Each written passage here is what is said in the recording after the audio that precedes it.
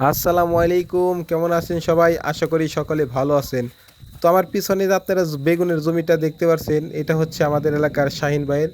তো ভাই এখান থেকে ২ দিন ৩ দিন পর, পর কিন্তু ১.৫ থেকে ২ মণ করে বেগুন ছিঁড়ে।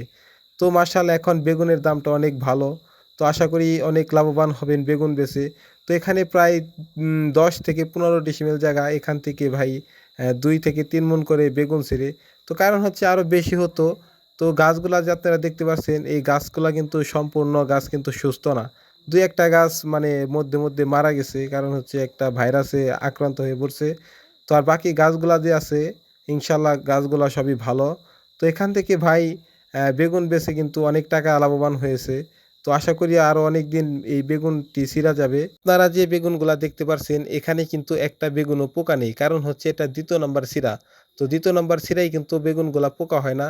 তো মাশাআল্লাহ নিজ দিয়ে কিন্তু দেখতে পাচ্ছেন অনেক সুন্দর বেগুন ধরেছে। তো উপরে ঘাসগুলো অনেক ভালো, সুন্দর। তো এখন কিন্তু বেগুনের দামটা অনেক বেশি, ৮০ থেকে ৯০ টাকা কেজি আমাদের বাজারে। তো আপনাদের কোন এলাকায় বেগুনের দাম কত সেটা অবশ্যই কমেন্টে জানাবেন। তো ধন্যবাদ সকলকে। আল্লাহ হাফেজ।